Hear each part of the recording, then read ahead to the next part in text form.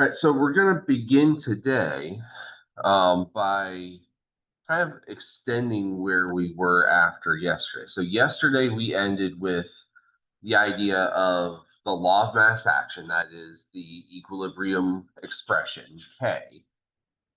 And we also talked about how we can manipulate that value of K by manipulating the equation or manipulating the temperature.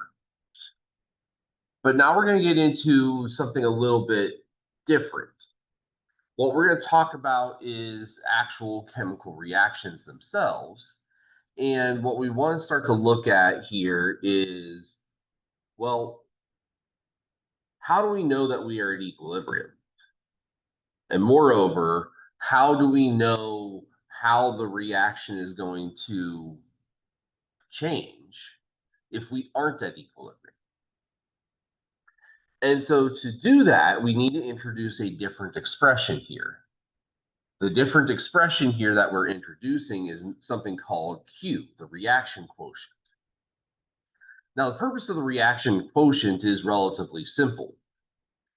We calculate it in the exact same manner that we calculate the equilibrium constant, but we use Q for any situation where we're not necessarily sure if we're at equilibrium yet.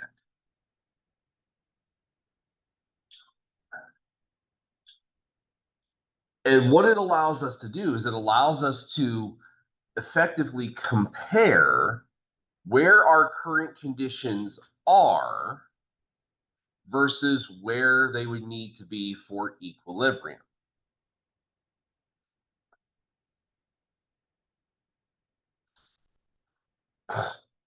And by comparing Q to K, we can get a sense of where we're supposed to be, or at least where we are going.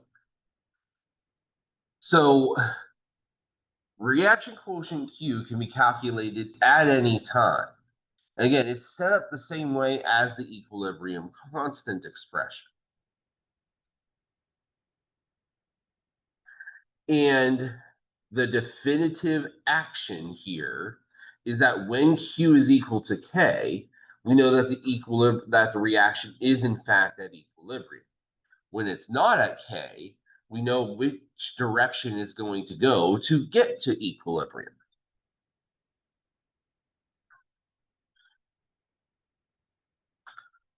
So let's draw out a couple of scenarios here.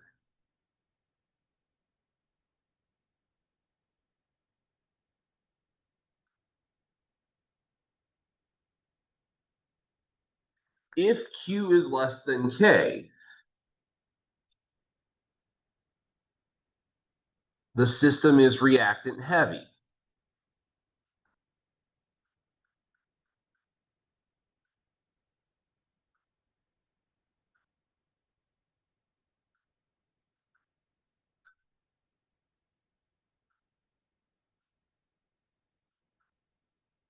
And we're going to see a general movement of the reaction to the right toward the products to create more products and get that equilibrium constant back.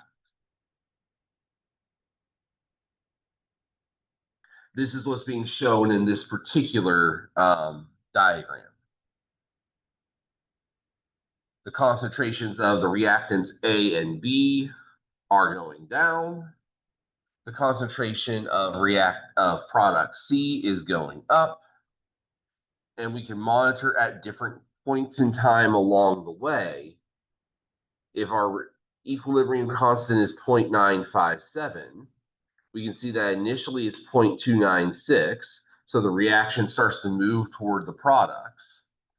As it's moving toward the products at a different time, we measure it, it's 0.704. We can see that it has improved, but it is still too reactant heavy.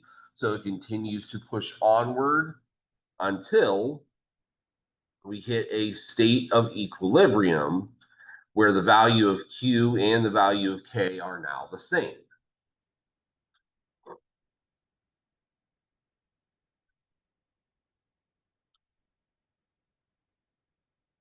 On the alternate side, We can have the scenario where Q is greater than K. In that case, the system is said to be product heavy.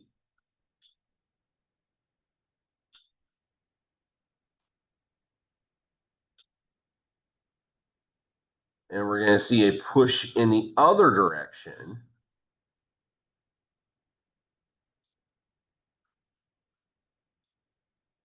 for the reactants.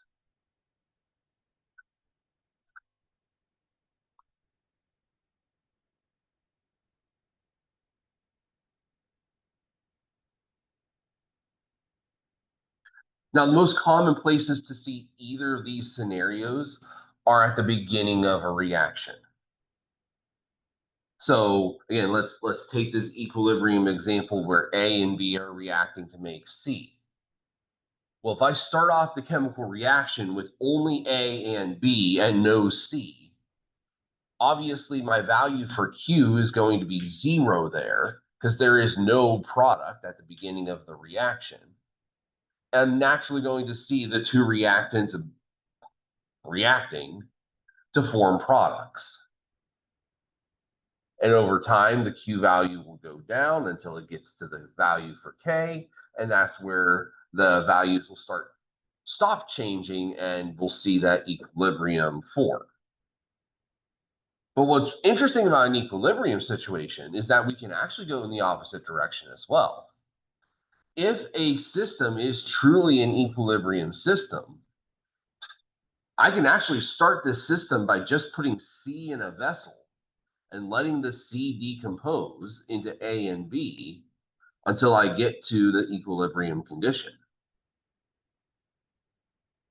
In that scenario, our Q is greater than K, it's product heavy. And so we're going to see that product decomposing to reactants until we get to that balance that we are ultimately looking for.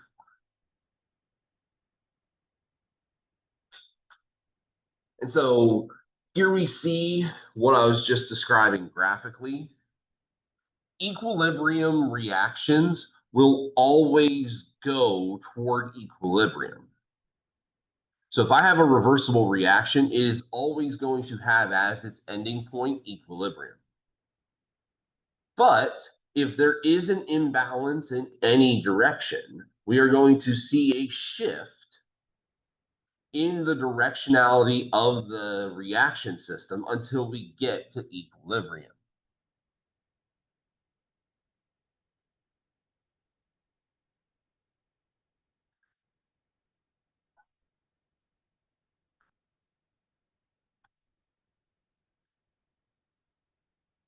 So let's take a look at an example problem.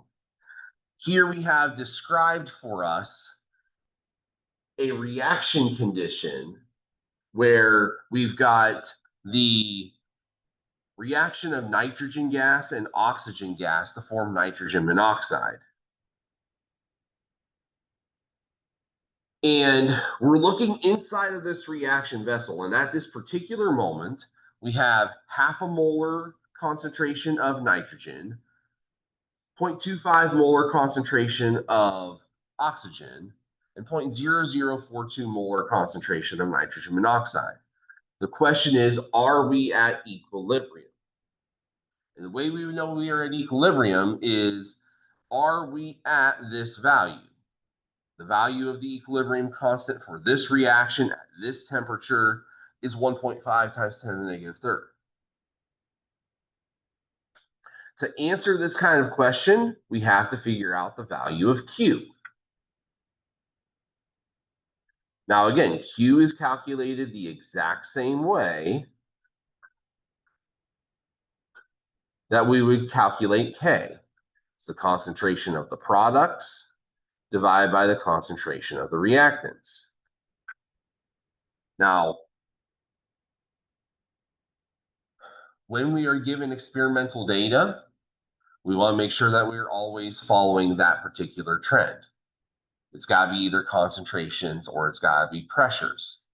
So if we're given values in moles, or if we're given values in grams, we need to convert those into molarities or into pressures, depending upon the phase and what we're given, in order to use the equilibrium expression.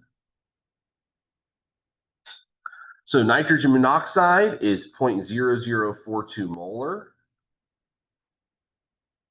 and that needs to be squared.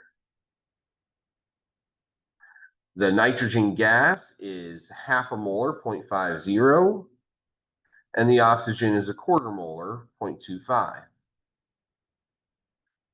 If I run out this calculation here, 0.0042 squared divided by 0.5 divided by 0.25 to two significant figures, I get 1.4 times 10 to the negative fourth. I compare my value for Q against my value for K, and I see that they are not the same value. So we are not at equilibrium.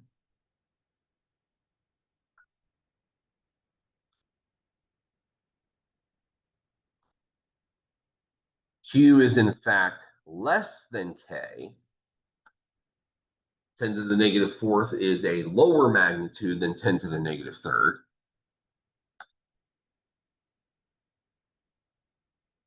Therefore, we're going to shift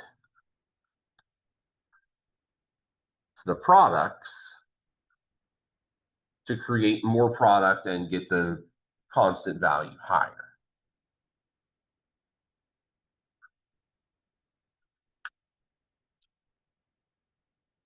A shift to the products is also sometimes referred to as a shift to the right, since that's the direction that the arrow would be pointing in our expression.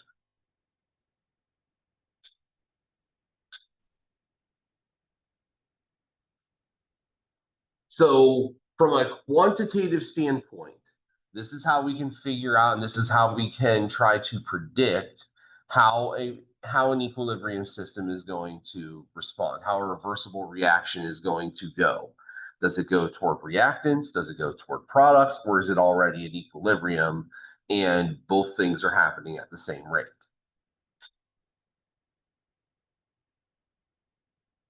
All right, any questions with this example?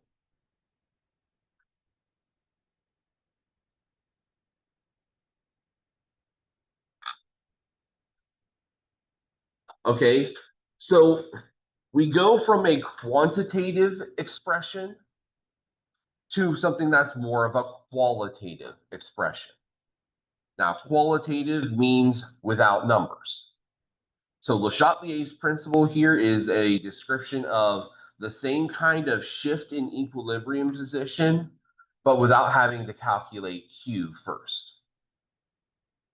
So if I'm given numbers, I need to use Q to figure out the direction, because I don't know necessarily for certain where I am. But if I already have a system that is at equilibrium, Le Chatelier's principle applies.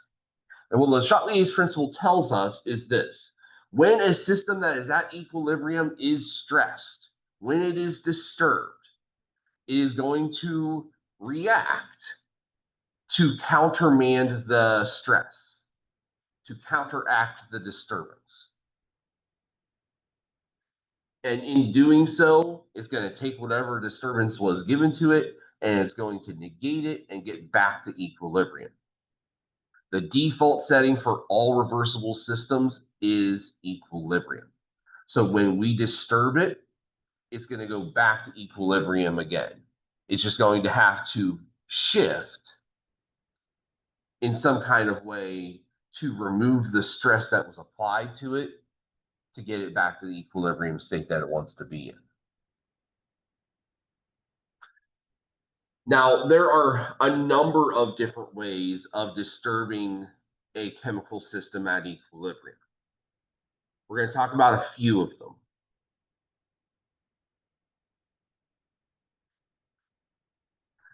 For one, we can change the concentration of our reaction species. We can increase or decrease the concentration of a reactant. We could increase or decrease the concentration of a product. If the product is gas phase, we could increase or decrease its pressure.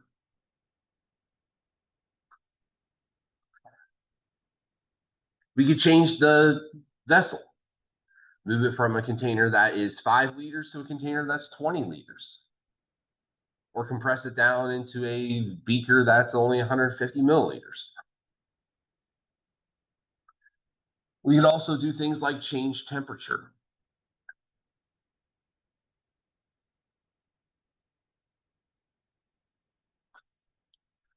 So in each of these situations, these are all different stresses that can be applied.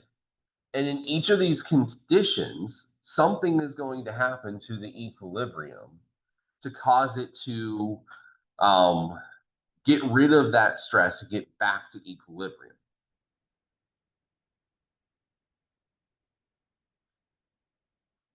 Now, when it comes to matters of concentration or pressure in the case of gases, what we're going to see is basically an opposing effect. If I increase the concentration, we're going to see a shift in the opposite direction to get rid of the extra concentration. So if I add more reactant, I'm going to see a shift to the right to get rid of that reactant. If I add more product, I'm going to see a shift to the left to get rid of that product.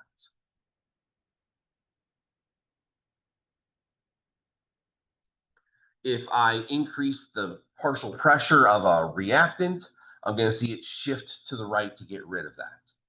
If I increase the partial pressure of a product, I'm going to see it shift to the left to get rid of that. And the opposite is true if I take away concentration.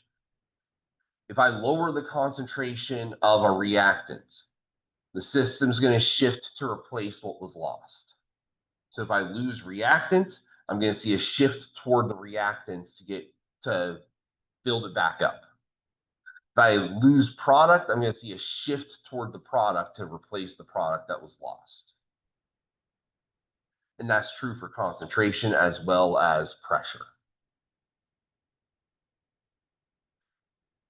So when we start playing around with the amount of reactant or product that is present, it's pretty easy to predict what's going to happen. We're basically going to see a shift to negate whatever change was made.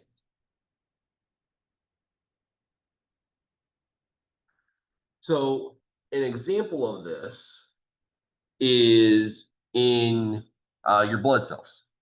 Hemoglobin. Hemoglobin is the primary oxygen transport mechanism that your body uses to move oxygen through the bloodstream to the rest of your body.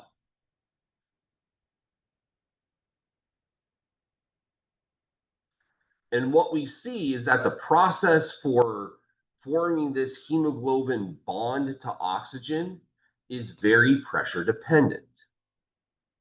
Inside of your lungs, the partial pressure of oxygen is relatively high. And as a result of that high concentration, we're going to see that there is a general shift toward the product, and that product being the hemoglobin oxygen complex. So in your lungs, hemoglobin is attached to oxygen because of the higher partial pressure. Your bloodstream, your heart ejects that blood out, moves it to the other parts of your body. And when it gets to your body, when it gets to your muscles, the partial pressure of oxygen is relatively low in that case because your body is going through the process of metabolism. It is using that oxygen to do your other bodily functions. And so as a result, we see that there is a general downward concentration in oxygen. And so the hemoglobin gets rid of its attached oxygen to replace it. And it's for this reason that the bond between hemoglobin and oxygen is not a terribly strong one. And we don't want it to be. So one of the things that I remember from one of my grad classes, we were talking about heme structures, and we were talking about biological systems where heme structures were. And one of the things that was expressed was, look, you don't want a heme structure where there's a whole lot of bonding attachment to that oxygen. Because if the attachment to the oxygen is strong, you're never going to get it off of the heme, which means it's going to be useless to the body. That oxygen needs to be able to attach easily and detach easily. And so your body is constructed very smartly to allow that to happen.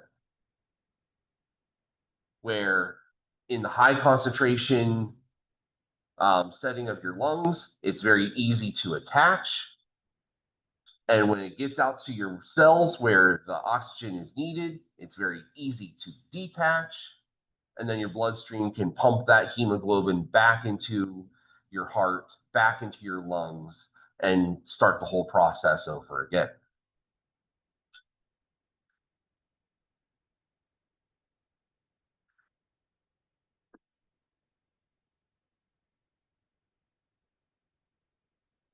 Now, these other kinds of things that we're going to get into here, when we talk about container volume changes, this is a application only to gases. And the reason why it only applies to gas reactions is actually really simple. If we're doing a solution-based reaction, changing the vessel's volume really doesn't matter. And the reason it doesn't matter is because the solution is contained at a certain volume anyway. If I move 100 milliliters of solution from a 500 milliliter beaker to a 2-liter beaker,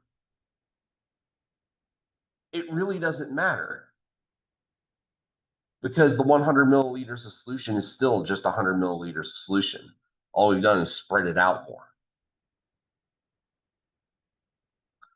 So when we talk about changes in volume, we have to be really careful. We want to make sure that we're looking at gas phase reactions here.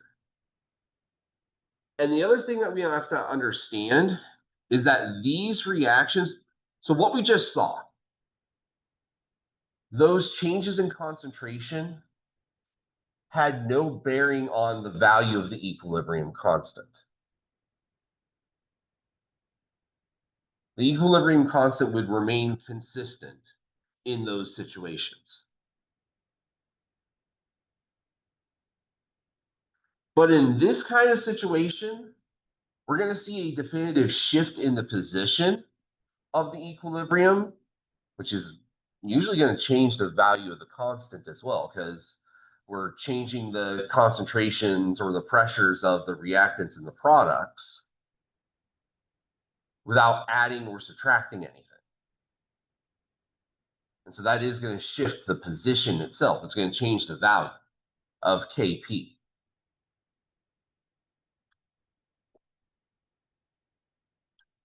And we kind of already saw this yesterday.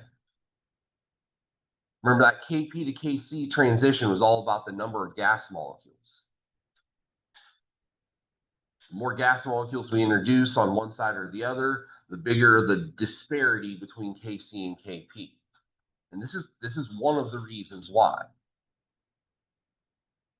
So what we need to look at is we need to understand the relationship between pressure and volume. This goes back to the gas laws in Chem 105, Boyle's law in particular. If we increase the volume, the pressure of the total system is going to decrease. That's Boyle's law. And what we're going to see is that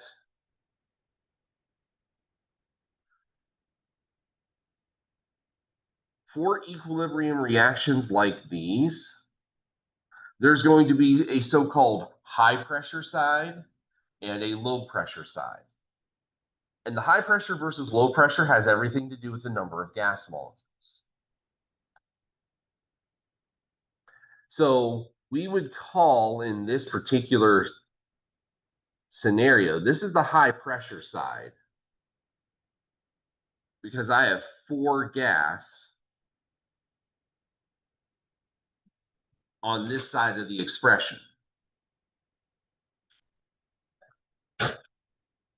And this would be the low pressure side because I only have 2 gas on that side. And so if we change the volume of the container, what we're going to see is a response in the equilibrium system to counteract the change in pressure that comes along with that change in volume. So if I expand the container, the overall pressure inside drops.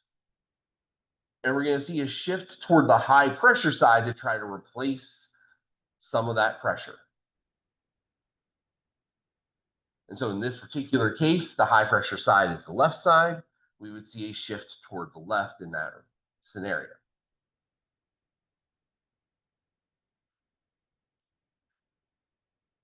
Because let's imagine just for a second. Let's imagine that we're doing all of these experiments at atmospheric pressure, 1 atmosphere. If I suddenly take a 1 liter balloon and expand it to 2 liters, the pressure inside of that balloon went from 1 atmosphere to half of an atmosphere.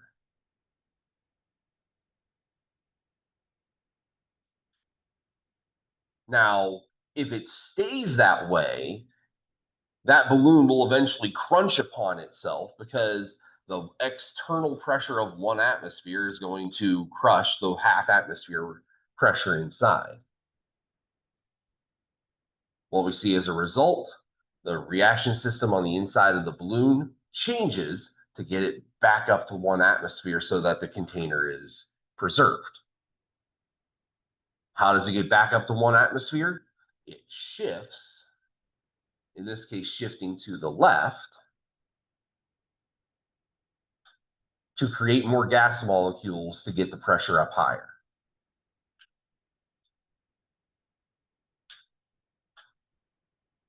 Once it gets back to the 1 atmosphere pressure that it was before, it goes back to a normal equilibrium state. The only difference is that our normal equilibrium state now has a new constant because we have more products, or excuse me, more reactants now than we did before, and fewer products. And so this is what I mean when I say this condition changes the value of the equilibrium constant.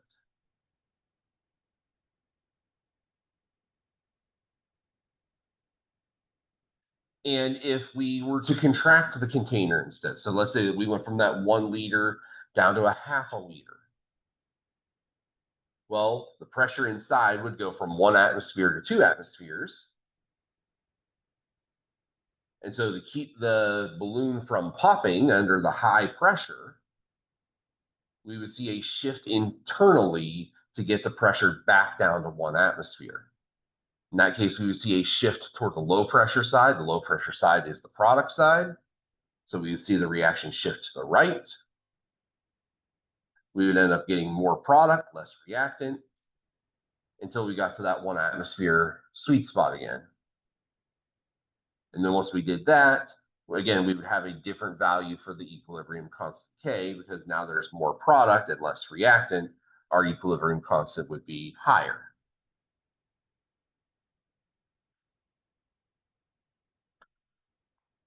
But again, this really only applies if we have gases in the equilibrium. If we don't have gases in the equilibrium, changing the volume of the container really makes no difference.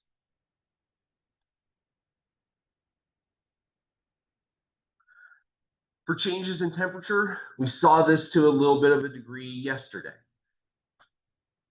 We were talking about the Van Hoff equation, and we were calculating quantitatively how the equilibrium constant would change based on temperature and the value of enthalpy. Well, that's if we want to do it quantitatively. If we're just trying to qualitatively figure out where the equilibrium is going to shift? Well, Chatelier's principle applies here. And what we can see is we can start to think about delta H in terms of the reaction equation itself. Exothermic reactions, that is, when delta H is negative, we can think about those in terms of having heat as a product, since heat is being released in the reaction.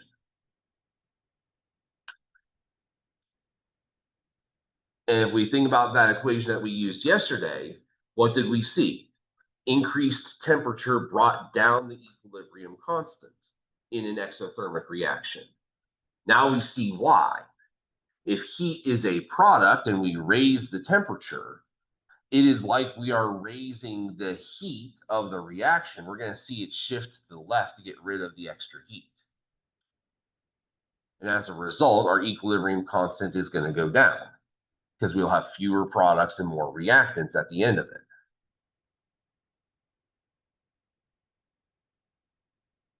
And if we drop the temperature, the reaction is going to shift to give us back that heat energy.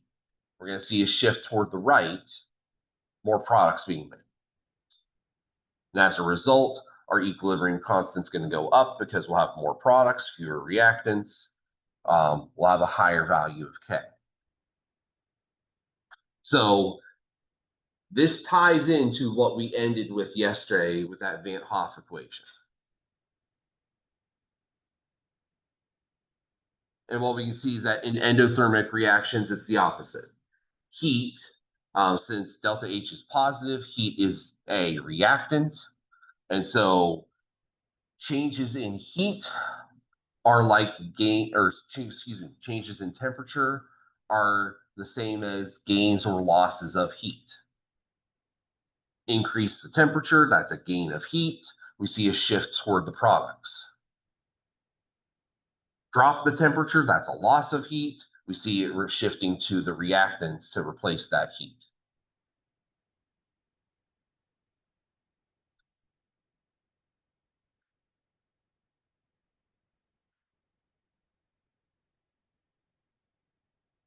So those are the factors that ultimately influence equilibrium and change it. Let's look at some factors that actually do not. So one of them, catalysis. Now, catalysts were a part of what we talked about with mechanisms and kinetics at the end of the last chapter. But what we see here is that it's not the case in this scenario. Because all that a catalyst does is it changes the reaction rate. And if the rate is reversible, then all it does is it makes the forward reaction faster and the reverse reaction faster. So what's the net effect? Well, we have an equilibrium that now has two faster reactions. The net position doesn't change. The value of the equilibrium constant doesn't change. All that changes is the rate of reaction in each direction.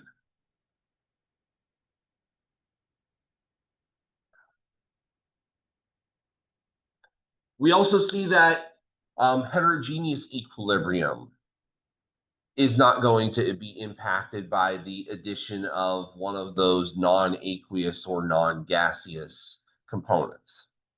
So in this reaction, we have carbon in the form of charcoal reacting with carbon dioxide to form carbon monoxide.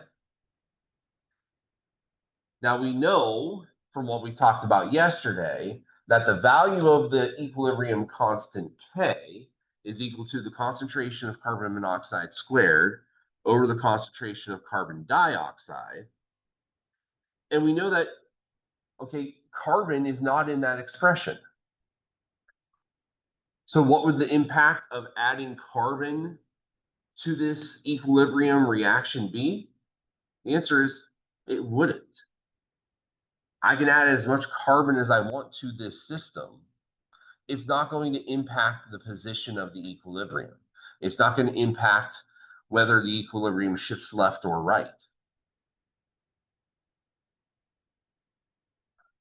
And we'll find that scenario over and over and over again in these kinds of situations where we're dealing with pure liquids or pure solids.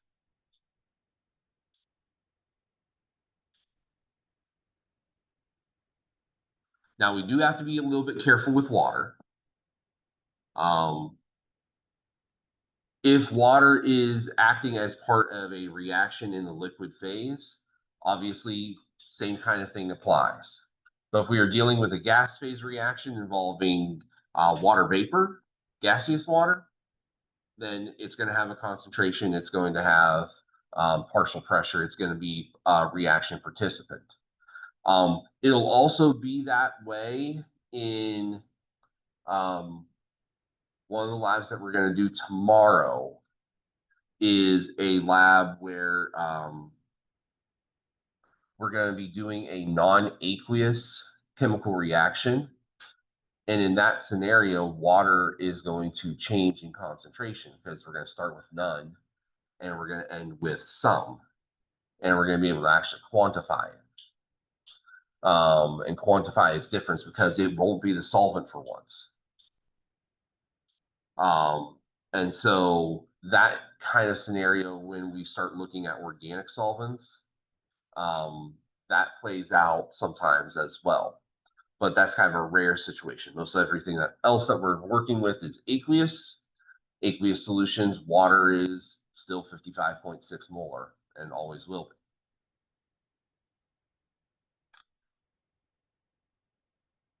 All right, let's go ahead and take a break here. And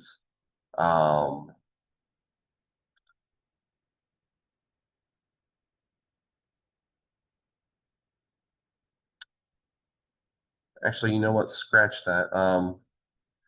We actually don't have that much more to cover today.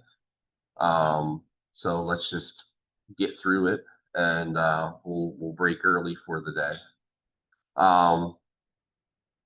So let's take a look at this practice problem here. We've got an equilibrium system. Sulfur dioxide is reacting with oxygen in equilibrium with sulfur trioxide. And we've got a series of scenarios here where we want to look at things. So first off, what's going to happen when I add oxygen to this system? Well, I should be able to look at this and say, okay, oxygen is a reactant. And so if I increase the concentration of the oxygen, I would expect that the system is going to shift to get rid of that extra oxygen. And so I would expect it to shift toward the products to the right.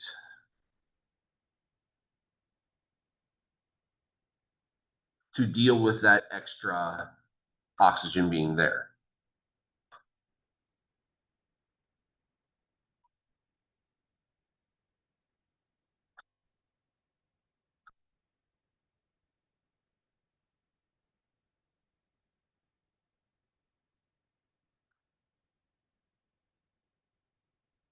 All right, let's look at the second scenario. If I heat the reaction mixture, well, I can see delta H is less than 0. So what does that mean? Is that negative or positive? Okay, it's negative, which means it's exothermic. So where does heat belong then? Is heat a reactant or is heat a product in an exothermic reaction? It's a product. So let's put it in there as a product just to help us out a little bit. So if I heat the mixture, if I increase the temperature, I am effectively increasing one of my products, which should lead me to shift to the left to get rid of that extra stress.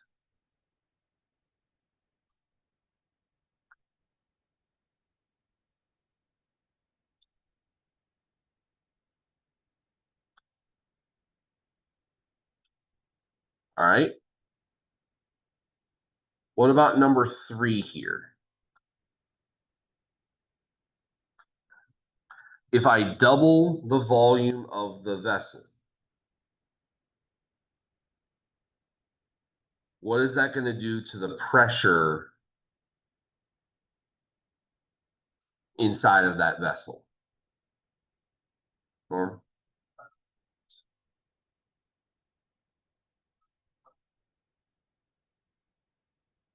okay, why? So what's so let's think out let's kind of take it step by step here and just talk our way through it. If the volume of the vessel doubles, what's happening to the pressure inside? Yeah, it's going down.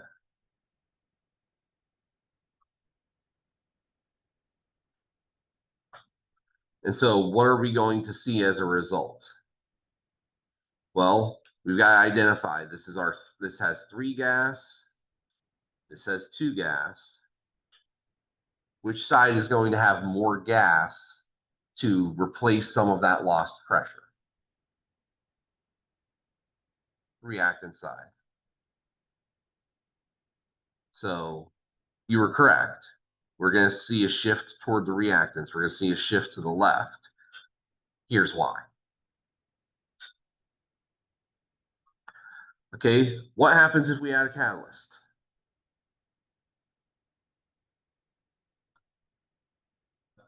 Nothing, no change.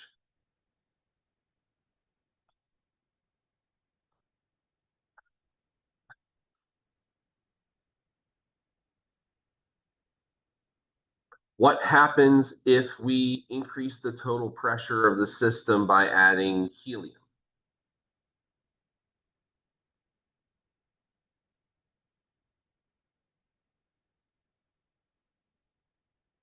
We did not talk about this one explicitly. The answer is actually the same as the previous, though. No change. So there is a part of us that would want to say, oh, when we use the same argument that we did for the volume changes? And the answer here in this case is no. Since we are just increasing the pressure by adding a gas, in this case, this is an inert gas. So long as the gas that we're adding is inert and not actually reactive with anything that's in the equilibrium, it's not going to do anything to the equilibrium. And chances are good that even if we increase the pressure of the system pretty considerably, shifting the equilibrium position isn't going to relieve that stress.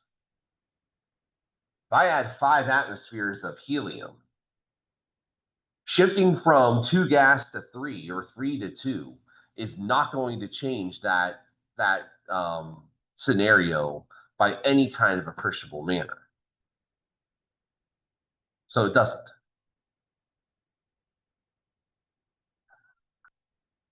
All right, what if I remove sulfur trioxide?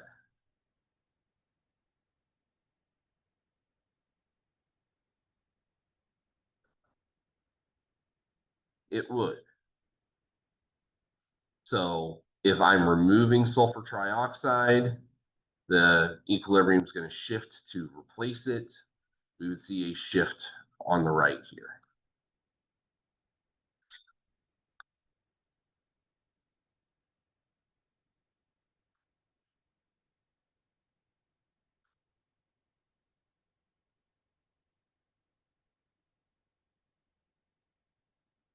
All right. I want you to try this one here out on your own. I've got a new equilibrium expression. I've got a new delta H and some new stresses to add. Go ahead and work through these 6. And we'll talk about where you are after a couple of minutes.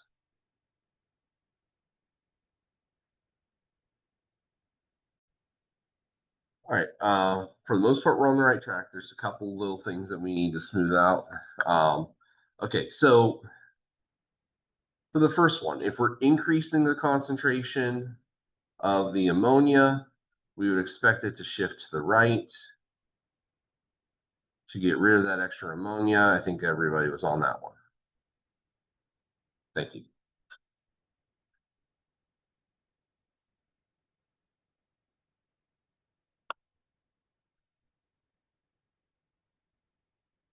Similarly, if we increase the concentration of water, since water is in the gas phase here, it does count.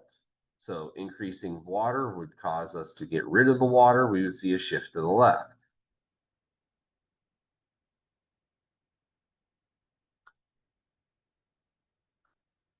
If we decrease the oxygen, we're going to see a shift to replace the oxygen that was lost. So that would be a shift to the left as well.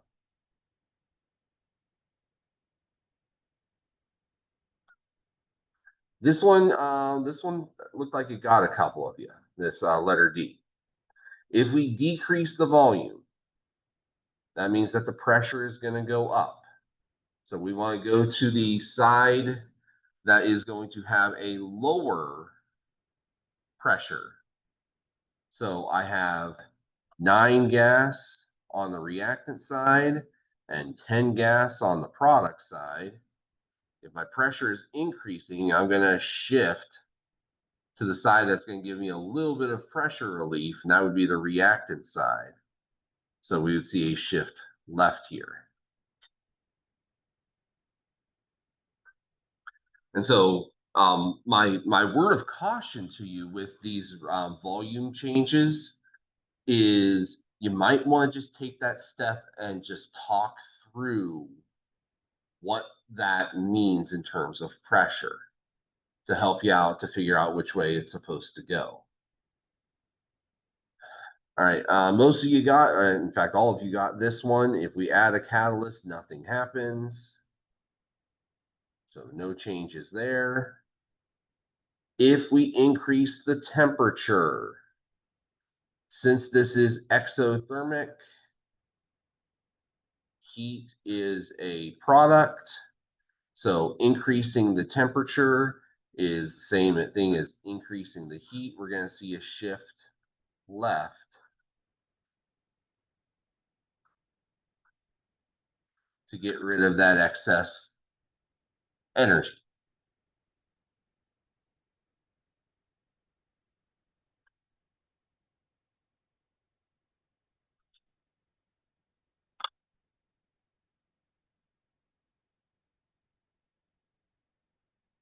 All right, last couple of items here are in top hat.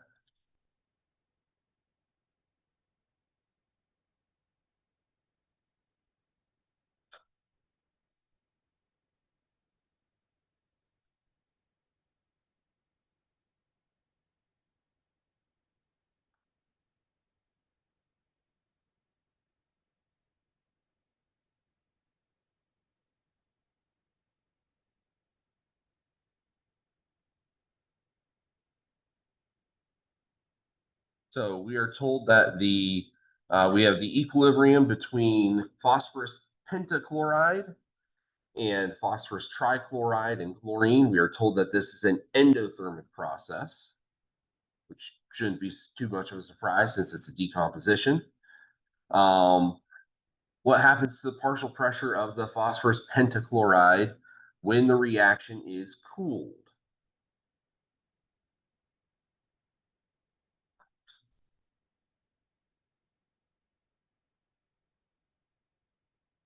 So go ahead and get your answer in there.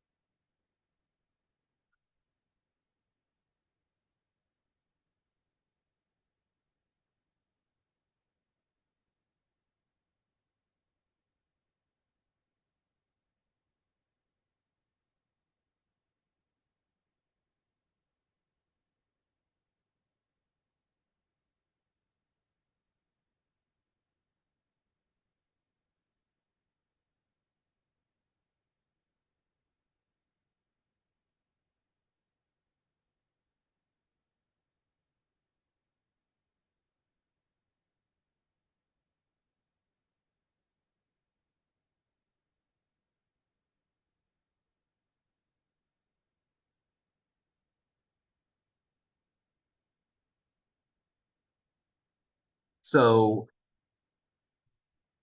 Since the process is endothermic, that means that heat is a reactant in this case. So if we are cooling, then that means the amount of heat is going to drop. We would see a shift to the left to replace that heat.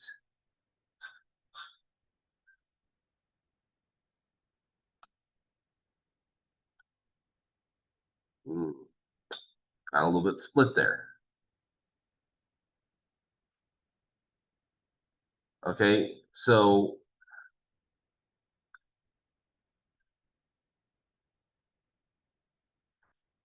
the correct answer here is increases.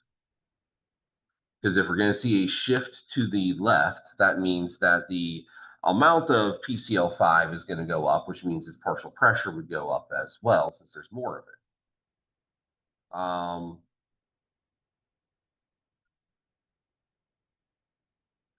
So why did we miss this problem? Did we mix up the endothermic and exothermic?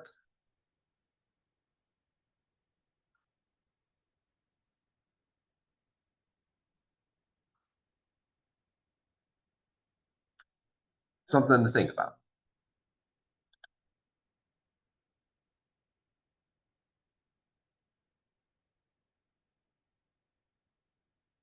Okay.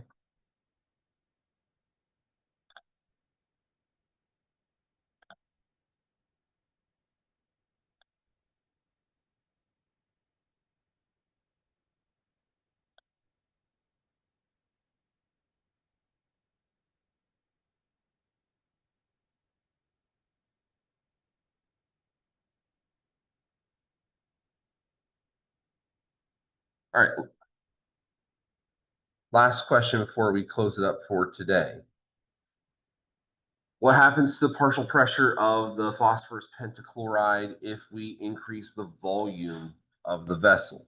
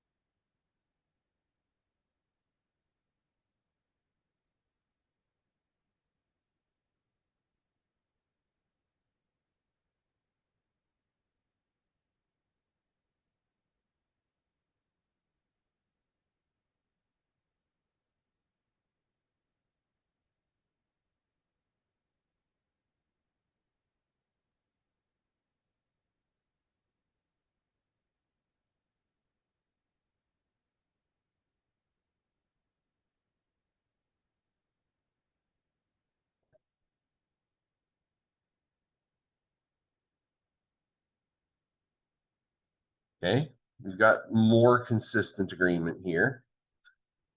4 of us are saying decrease, 1 says increase. So if the volume increases,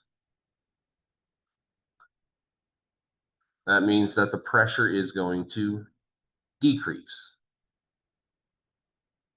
So we have to do that high pressure, low pressure thing. We've got 1 gas over here, and we've got 2 gas molecules over here.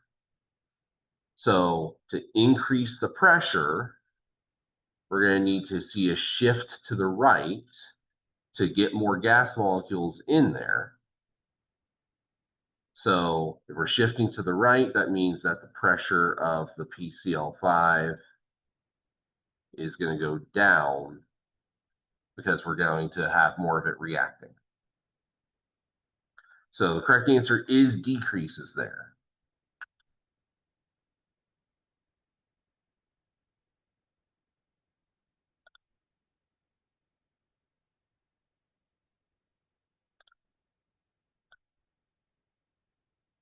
All right, so that is where we're going to stop for today. I know it's a little bit on the shorter side. We're only doing 1 lecture today instead of 2. But the main reason here is I don't want to jump halfway into ice tables. I want to kind of be able to do the whole thing. So in lab, we'll get our first exposure to it, and then we'll reinforce it tomorrow. Um, so I am going to, since it is only 10:25, um, we don't have anything else planned for morning lab, but I will work with you to kind of figure out what we're doing this afternoon. And then we'll take an earlier lunch and just we'll give ourselves more time in the afternoon. If you want to stick around and just kind of um, get a little bit of a preview of ice tables, you're more than welcome to. But otherwise, you're dismissed for the day. And I'll see you tomorrow.